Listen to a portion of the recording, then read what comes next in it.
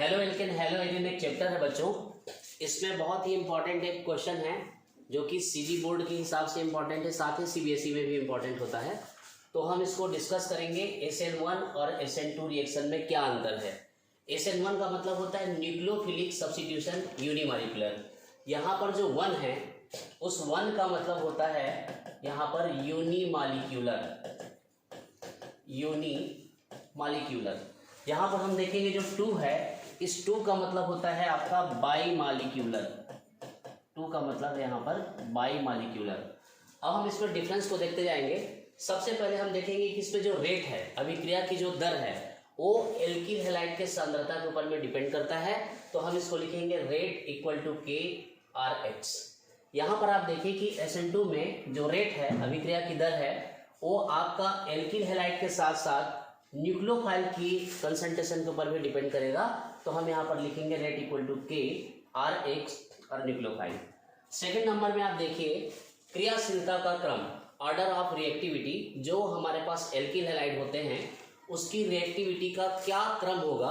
तो टर्सरी सबसे ज़्यादा रिएक्टिव होगा, फिर सेकेंडरी होगा, फिर प्राइमरी होगा, तृतीयक, द्वितीयक और प्राथमिक। इसके जस्ट उल्टा आप देखेंगे SN2 में यहाँ पर प्राथमिक ज़्यादा होगा, फिर द्वितीयक होगा, फिर उसके बाद में आपका तृतीयक हो जाएगा। तीसरा हम जो डिफरेंस देखेंगे, ये जो अभिक्रिया है ये कार्बोकेटायन द्वारा संपन्न होता है, जबकि SN2 की जो अभिक्रिया है उसमें एक इंटरमीडिएट का निर्माण होगा, एक अंतर्माध्यमिक यौगिक बनने के द्वारा संपन्न होता है। अब आप चलिए देखते हैं, ये जो अभिक्रिया है ये 2 स्टेप में होगा।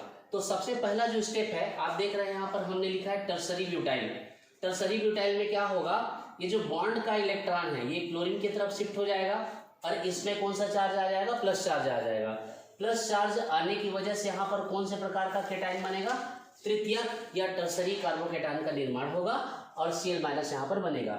सेकेंड स्टेप में क्या होगा, इसी कार्बोकेटाइन में जो न्यूक्लियोफाइल है वो आ करके आक्रमण करेगा और इस प्रकार से यहाँ पर प्रोडक्ट का निर्माण हो जाएगा, उत्पाद वहाँ पर बन जाएगा। जबकि हम SN2 में क्या देखते हैं, यहाँ पर हमने मिथाइल क्लोराइड एग्जाम्पल में लिया है और ये जो न्यूक्लियोफाइल है ये उस पर आक्रमण कर रहा है और क्लोरीन की तरफ बंद के इलेक्ट्रॉन का शिफ्टिंग भी हो रहा है। तो बीच में एक अवस्था बनती है जो कि इंटरमीडिएट कहलाएगी और फिर फाइनली ये जो न्यूक्लियोफाइल है पीछे की तरफ जुड़ जाएगा और Cl- क्या हो जाएगा, आपका अलग हो जाएगा। अगले अंतर में हम देखेंगे इसी बात को कि जो न्यूक्लियोफाइल है, नाभिक नहीं है, वो किसी भी दिशा से आक्रमण कर सकता है। आप देखिएगा ये इस साइड से भी आक्रमण कर सकता है, इस साइड से भी आक्रमण कर सकता है, लेकिन SN2 में हम क्या देखते हैं कि केवल पश्चिम दिशा से ये आक्रमण कर सकता है, केवल पीछे से आक्रमण कर सकता है।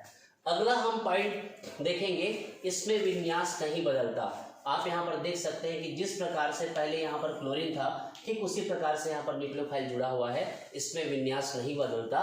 जबकि यहाँ पर आप देख रहे हैं बिल्कुल जैसे छतरी बरसात के दिनों में उलट जाती है, उसी प्रकार से यहाँ पर जो न्यूक्लियोफाइल है पीछे की तरफ आकर के जुड़ा है, विन्यास उसका क्या हो गया है, बदल गया है। अब हम देखेंगे कि अगर एल्किल हैलाइड की सांद्रता, उसका कंसंट्रेशन अगर अधिक है तो यहाँ पर SN1 की संभावना अधिक होती है, जबकि यहाँ पर हम क्या देखते हैं कि न्यूक्लियोफाइल की सांद्रता अगर अधिक है तो SN2 की जो संभावना है वो आपकी क्या हो जाएगी, अधिक हो जाएगी। ये जो आपका SN1 अभिक्रिया है ये ध्रुवीय विलायक जो पोलर सॉल्वेंट होते हैं, पोलर का मतलब ऐसे सॉल्वेंट, ऐसे विलायक जिसमें प्लस और माइनस चार्ज में जो सेपरेट होते हैं उसकी उपस्थिति में, जैसे कि वाटर है, अल्कोहल है, उसकी उपस्थिति में SN1 होगा।